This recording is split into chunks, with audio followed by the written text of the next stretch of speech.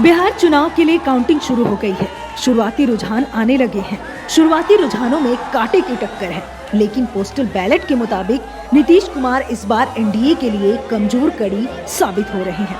इस चुनाव में नीतीश कुमार की पार्टी जेडीयू 115 सीटों पर चुनाव लड़ रही है, वहीं बीजेपी 110 सीटों पर चुनाव लड़ रही है। सुबह 9:12 तक एनडीए गठबंधन 92 सीटों पर लीड कर रही है, लेकिन इस बार के चुनाव में जेडीयू बीजेपी से पीछे चल रही है। 9 बजे तक पोस्टल बैलेट के आए रुझानों के अनुसार बीजेपी 41 और जेडीयू 32 सीटों पर आगे चल रही है। पोस्टल बैलेट के रुझानों से पता चल रहा है कि नीतीश कुमार इस चुनाव में एनडीए के लिए कमजोर कड़ी साबित हुए हैं। ऐसे में उनके भविष्य को लेकर भी कई सवाल उठ रहे हैं। अगर पोस्टल बैलेट के रुझानों के हिसाब से नतीजे रहे तो क्या बिहार की सियासी स्थिति में भी बदलाव होगा? इसे लेकर कई संकेत मिलने लगे हैं। पिछले दिनों केंद्रीय राज्य मंत्री अश्विनी चौबे ने इस बात के संकेत भी दिए थे कि नीतीश कुमार के पास दिल्ली शिफ्ट होने का विकल्प है। वो किसी और को अपना उत्तराधिकारी चुन सकते हैं। हालांकि एग्जिट पोल के नतीजे सामने आने के बाद से जेडीयू के सभी बड़े नेता चुप्पी साधे हुए हैं। हालांकि नतीजे स्पष्ट होने के बाद ही नीतीश के भविष्य को लेकर फैसला होगा। दरअसल नीतीश कुमार के प्रति स्थानीय लेवल के लोगों में पहले से ही नाराजगी थी।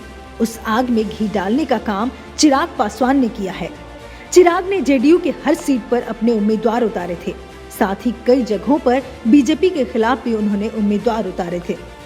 पूरे चुनाव के दौरान चिराग ने सिर्फ नीतीश कुमार पर ही हमला किया है। वह लगातार जेडीयू उम्मीदवारों को वोट नहीं करने की अपील कर रहे थे। दिनारा विधानसभा सीट से नीतीश सरकार के सहकारिता मंत्री जय सिंह मैदान में हैं, जबकि आरजेडी से विजय मंडल यहां से प्रत्याशी हैं। बीजेपी के प्रदेश उपाध्यक्ष और संघ प्रचारक रहे राजेंद्र प्रसाद ने इस बार एलजेपी के टिकट पर चुनाव लड़ा है। 2015 के विधानसभा चुनाव में जेडीयू आरजेडी साथ थे, लेकिन जय सिंह को यहां से जीतने में पसीने छूट गए थे। जेडीयू के जय कुमार सिंह महज 2691 वोटों से ही जीते थे।